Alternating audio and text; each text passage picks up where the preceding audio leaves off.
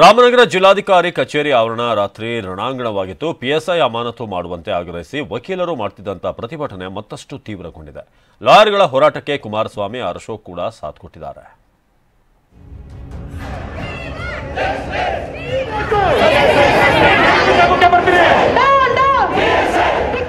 ವಕೀಲರು ಇಷ್ಟೊಂದು ಆಕ್ರೋಶಿತರಾಗಿರುವುದಕ್ಕೆ ಕಾರಣವೂ ಇದೆ. ಅದೇನೆಂದ್ರೆ, ನಾನವಾಪಿ ಮಸೀದಿ ನೆಲಮಾಳಿಗೆಯಲ್ಲಿ ಹಿಂದೂಗಳಿಗೆ ಪೂಜೆಗೆ ಅವಕಾಶ ಮಾಡಿಕೊಟ್ಟದ್ದನ್ನ ಪ್ರಶ್ನಿಸಿ ಚಾಂದ್ ಪಾಷ ಎಂಬಾತ ಅವಹೇಳನಕಾರಿಯಾಗಿ ಪೋಸ್ಟ್ ಹಾಕಿದ್ದ.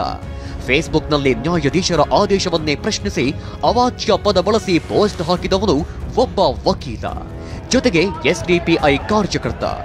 ಈತನ ವಿರುದ್ಧ ದೂರು ದಾಖಲಾಗ್ತಿದ್ದಂತೆ ಫೇಸ್ಬುಕ್ ಪೋಸ್ಟ್ ಡಿಲೀಟ್ ಮಾಡಿದ್ದಾನೆ. ಪೊಲೀಸರು ಚಾಂದ್ ಪಾಷಾನನ್ನ ಬಂಧಿಸಿದ್ದಾರೆ. 40 ವಕೀಲರ ವಿರುದ್ಧ ಎಫ್ಐಆರ್ ಖಂಡಿಸಿ ಪ್ರತಿಭಟನೆ. ನನ್ನ ವಿರುದ್ಧ ಕೊಟ್ಟಿರೋ ಸುಳ್ಳು ದೂರು ಅಂತ ಮನವರಿಕೆ ಮಾಡಲು ಚಾಂದ್ ಪಾಷಾ ತನ್ನ ಆಪ್ತರ ಜೊತೆಗೆ ನಿಮ್ಮ ಉಬ್ಬಿದ ರಕ್ತನಾಳಗಳ ಸಮಸ್ಯೆಗೆ ಎವಿಸ್ ಆಸ್ಪತ್ರೆಯಲ್ಲಿ ಕೇವಲ 30 ನಿಮಿಷದ ಲೇಸರ್ ಚಿಕಿತ್ಸೆಯೊಂದಿಗೆ ಮುಕ್ತಿ ಹೊಂದಬಹುದು. ಹೆಚ್ಚಿನ ವಿವರಗಳಿಗಾಗಿ ಸಂಪರ್ಕಿಸಿ 8088837300. ವಕೀಲರ ಸಂಘದ ಕಚೇರಿಗೆ ತೆರಳಿದ್ದ ವೇಳೆ ಜಟಾಪಟಿ ನಡೆದಿದೆ. ಈ ವೇಳೆ ತನ್ನ ಹಾಗೂ ತನ್ನ ಜೊತೆ ಬಂದಿದ್ದವರ ಮೇಲೆ ಹಲ್ಲೆ ಮಾಡಿ ಧಾರ್ಮಿಕವಾಗಿ ನಿಂದಿಸಿದ್ದಾರೆ ಅಂತ 40 ವಕೀಲರ ವಿರುದ್ಧ ರಾಮನಗರ ಠಾಣೆಗೆ ದೂರು ನೀಡಿದ್ರು. ಇದರಂತೆ ಬರೋಬ್ಬರಿ 40 ವಕೀಲರ ವಿರುದ್ಧ ರಾಮನಗರ ಠಾಣೆಯಲ್ಲಿ ಎಫ್ಐಆರ್ ದಾಖಲಾಗಿದೆ. ವಕೀಲರ ಮೇಲೆ ಎಫ್ಐಆರ್ ದಾಖಲಿಸಿರೋ ಪಿಎಸ್ಐ ತನ್ವೀರ್ ಹುಸೇನ್ ಅಮಾನತು ಮಾಡುವಂತೆ ಪಟ್ಟು ಹಿಡಿದಿರೋ ವಕೀಲರು ನಿನ್ನೆ ಸಂಜೆಯಿಂದ ಜಿಲ್ಲಾಧಿಕಾರಿ ಕಚೇರಿ ಆವರಣದಲ್ಲೇ ಧರಣಿ ನಡೆಸುತ್ತಿದ್ದಾರೆ.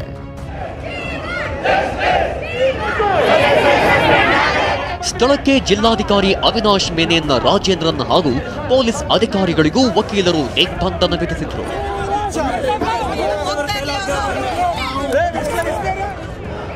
ವಕೀಲರ ಪ್ರತಿಭಟನೆಗೆ ಬೆಂಬಲ ಸೂಚಿಸಿ ಮಾಜಿ ಸಿಎಂ ಎಚ್ಡಿ ಕುಮಾರಸ್ವಾಮಿ ಹಾಗೂ ವಿಪಕ್ಷ ನಾಯಕ ಆರ್ ಅಶೋಕ್ ಪ್ರತಿಭಟನಾ ಸ್ಥಳಕ್ಕೆ ಆಗಮಿಸಿದ್ರು.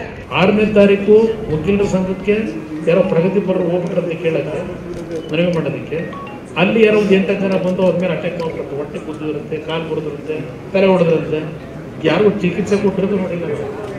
ಹೋಗಿ ಕಾಲು ಮುರಿದ್ರೆ ಇದನ್ನ ಫೋಟೋ ಇಡಬೇಕಲ್ಲ, ಅದು ಇಲ್ಲ. ಈಗ ಎಫ್ಐಆರ್ ಅಲ್ಲಿ ಅದು 6ನೇ ತಾರೀಕು ಗಲಾಟೆ ಆಗಿರೋದು. 7ನೇ ತಾರೀಕು ಸಾಯಂಕಾಲ ಹೋಗಿ ಕಂಪ್ಲೇಂಟ್ ಕೊಡ್ತಾರೆ. ಎಫ್ಐಆರ್ ಕೌಂಟರ್ ಕಂಪ್ಲೇಂಟ್ 7ನೇ ತಾರೀಕು ಕೊಡ್ತಾರೆ. ಇದು ಎಲ್ಲ ರೀತಿಯ ಅಧಿಕಾರ ದುರುಪಯೋಗ ಪ್ರಶ್ನೆಗೆ ನೀವು MP ಫೋನ್ ಮಾಡಿ ಏನು ಮಾಡ್ತೀವಿ ಗೊತ್ತಿಲ್ಲ. MP ಚುನಾವಣೆ ಬೇರೆ ಇದೆ, ಯಾವ ಕಾರಣಕ್ಕೂ ಸಸ್ಪೆಂಡ್ ಆಗಬಾರ್ದು ಅಧಿಕಾರಿ ಅಂತೇಳಿ ಫೋನ್ ಮಾಡ್ತಾರೆ.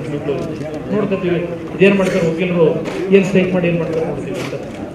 ಇದು ಆಡಳಿತ ಅಂತ ಕರೀತಾರೆ. ಈ ಕಾಂಗ್ರೆಸ್ ಅವ್ರು ಬಂದ ಮೇಲೆ ದಿನನಿತ್ಯ ಇವತ್ತು ಶಾಲೆಗಳಿಗೆ ನಾವು ಚಿಕ್ಕ ಹುಡುಗರಾಗಿಂದ ನಾವು ಸಣ್ಣ ಮಕ್ಕಳೇನೋ ನಮ್ಮ ಅಪ್ಪ ಹೋದಾಗಿಂದನೂ ಹಂಗೆ ಇರ್ಬೇಕಲ್ಲ. ಜ್ಞಾನದೇವರ ಕೈ ಮುಗಿದು ಬನ್ನಿ ಅಂತ ಎಲ್ಲರ ಸ್ಕೂಲ್ ಮುಂದೆನೂ ಬರೀತಾರೆ. ಹೋದಾಗ ಹಿಂದಿನ ಕಾಲದಲ್ಲೆಲ್ಲ ಸರಸ್ವತಿ ಹಾಡು ಹೇಳೋರು. ಸರಸ್ವತಿ ಹಾಡು ಸ್ವಾಮಿ ದೇವನೇ ಲೋಕಪಾಲನೆ ಹೇಳಿದ್ಮೇಲೆ ಹೋಗ್ತಾ ಇತ್ತು. ಇವತ್ತು ನೆನ್ನೆ ಅವನೊಬ್ಬ ಮತಾಂಧ IAS ಅಧಿಕಾರಿ ಅವನು ಕನ್ವರ್ಟ್ ಆಗ್ಬಿಟ್ಟವನೆ. ಅವನು ನಾನು ಹೇಳ್ತಾ ಇದ್ದೀನಿ ರೀ, ನಾನೇ ಸರ್ಕಾರ, ನಾನೇ ಆದೇಶ ಅಂತ ಹೇಳಿ ಅದನ್ನು ತೆಗೆದಾಕಿದ್ದಾರೆ. ಈ ತರ ಹುಚ್ಚರ ಸರ್ಕಾರ ಇದು. ಇವತ್ತು ಕೂಡ ಪ್ರತಿಭಟನೆ ಮುಂದುವರಿಯಲಿದ್ದು ಪಿಎಸ್ಐ ತನ್ವೀರ್ ಹುಸೇನ್ ಅಮಾನತು ಮಾಡುವವರೆಗೂ ಸ್ಥಳದಿಂದ ಕದಲಲ್ಲ ಅಂತ ವಕೀಲರು ಪಟ್ಟು ಹಿಡಿದಿದ್ದಾರೆ. ಸೈಯದ್ ನಿಜಾಮುದ್ದೀನ್, TV9, ರಾಮನಗರ.